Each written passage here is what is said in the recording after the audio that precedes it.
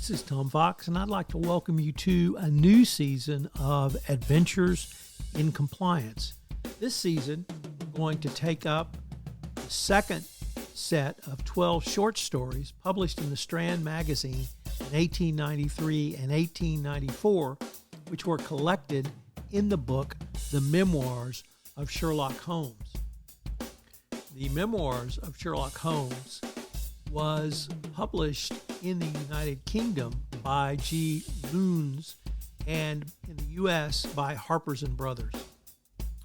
It's the second collection featuring the consultative detective Sherlock Holmes.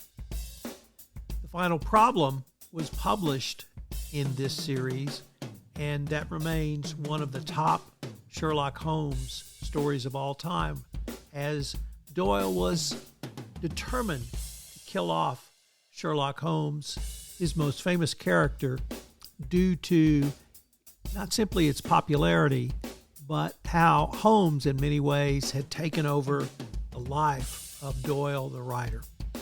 I hope you'll take this opportunity to not simply listen to this podcast series, but also to reread the stories in the Memoirs of Sherlock Holmes. In this episode, we take up the adventures of the Reigate Squires, which appeared in June 1893 in the Strand Magazine.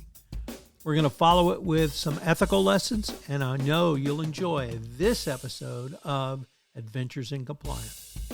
In this episode, we take up the adventure of the Greek interpreter, which appeared in the Strand Magazine in September 1893. We'll have some leadership lessons from this story. I know you will enjoy it.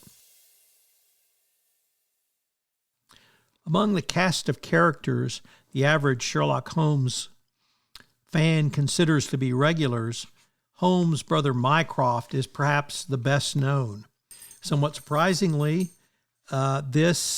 we discover this some 5 years into the first Sherlock Holmes short story, and 2 years after the detective stepped onto the pages of the Strand. And this is even before Watson meets him. It is the art, if the art of the detective began and ended in a reasoning armchair, Mycroft Holmes would be the greatest criminal agent ever lived, but he has no ambition and no energy, not even enough to go out of his way to verify his own solution, which he would rather consider wrong than taking the trouble to prove himself right. That's what Sherlock said of his brother Mycroft. The pair meet, of course, at the Diogenes Club, one of the gentlemen's clubs which dotted throughout London and the upper echelons of society in Victorian England.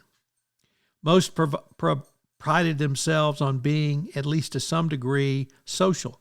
The Diogenes Club was quite the opposite. The visit that Holmes and Watson made to Mycroft was not entirely informal. Mycroft had been approached by one of his neighbors, a Greek interpreter named Milos, who had become embroiled in a most particular business arrangement, one that began somewhat mysteriously with the arrival of a mysterious visitor who insisted that Milos accompany him to Kensington to undertake some translation work, then effectively kidnapped him. Locked in a carriage with darkened windows, threatened by a man armed with a cudgel, Milos is reassured only with the promise that he will be compensated for his present hardships, provided, of course, he remains silent. The carriage ride ended at a poorly lit but well-furnished home some 2 hours later, and Milos was introduced to a man who was clearly being held against his will. He looked starved, and plasters covered his mouth. He was Greek, so Milos had to question him in the man's native language without the kidnappers being aware. He was being held in the hope that he would sign some property over to Latimer. Milos returned to the carriage and deposited away from his home.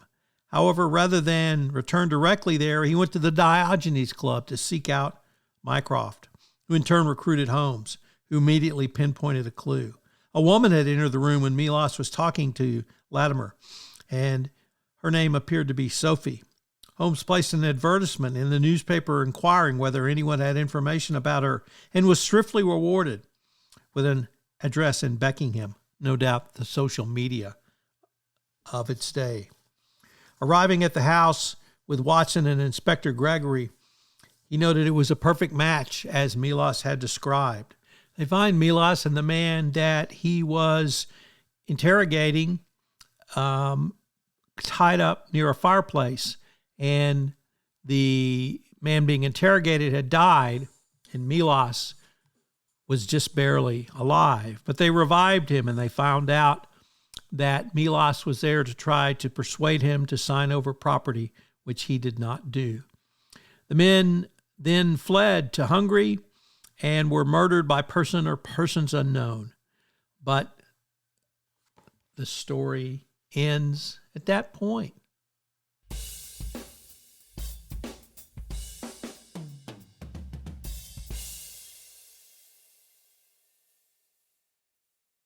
Obviously, this story focused on Holmes' deductive skills in solving the mystery, but there were some leadership lessons that can be drawn from it. Number one, adaptability.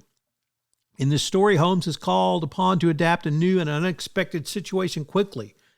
Compliance leaders must be able to adapt and respond effectively to changing circumstances, even when they are outside their comfort zone. Problem solving.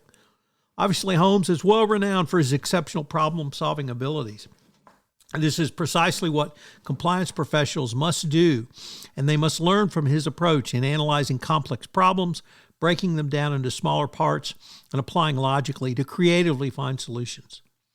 Number three, collaboration. Obviously, Watson plays a significant role in assisting Holmes throughout the story and indeed throughout the entire oeuvre of Sherlock Holmes stories. Effective compliance leadership often involves collaboration and lengthening of the strengths, leveraging the strengths of a team to achieve common goals. Leaders should value and utilize the expertise and skills of their team members. Next, communications. Good communications is obviously essential for every compliance professional and CCO. Holmes effectively communicates his findings and insights to Watson, and together they share information with others involved in the case. Clear and concise communication helps in solving problems and making informed decisions. Number five, trust your gut. Holmes trusts his intuition and deductive reasoning, even where the facts seem unclear. Compliance professionals can benefit from trusting their instincts and using their judgment while also relying on data and evidence that's available to them. 6, courage.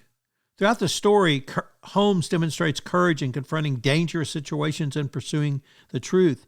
Compliance officers don't often talk about courage, but it takes courage to be able to make difficult decisions, take risks when necessary, and certainly speak truth to power. Next, empathy. While Holmes is known for his analytical mind, he certainly shows empathy towards Milos, the Greek interpreter, who is also a victim in this case. Compliance professionals must balance their analytical skills with empathy for employees and other stakeholders they work with and report to. Next, integrity. Holmes has a strong sense of integrity and a commitment to justice. Every compliance professional must maintain integrity, high ethical standards, and act with integrity in their decision-making and interactions. Next, persistence. Holmes doesn't give up on a case when faced with obstacles and dangers. Persistence is a valuable trait for compliance professionals, as they often encounter challenges and setbacks on their path to achieving their goals. And finally, continuous learning. This is something that I really appreciate, as Holmes is a lifelong learner who constantly expands his knowledge and skills. Leaders should embrace with a growth mindset and be open to learning from their experiences and the insights from others. While the adventure of the Greek interpreter primarily showcases Holmes' detective skills, the leadership lessons derived from this story can be applied to a variety of real-life compliance leadership situations and challenges. If you've enjoyed this episode, I hope you'll subscribe, rate, and review to Adventures in Compliance, wherever great podcasts are listened to, or perhaps even on YouTube. I also hope that you will take this opportunity to reread some of the great Conan Doyle short stories found in the collected works, the Memoirs of Sherlock Holmes. If you'd like to take a deep dive into a particular short story, I'd love to visit with you. So please give me a shout at tfox@tfoxlaw.com. Adventures in Compliance is a production of the Compliance Podcast Network. I hope you'll join me again on our next episode where we take up the affair of the Greek interpreter and we take a look at ethical issues, compliance issues, and leadership issues from this great Sherlock Holmes short story from the Memoirs of Sherlock.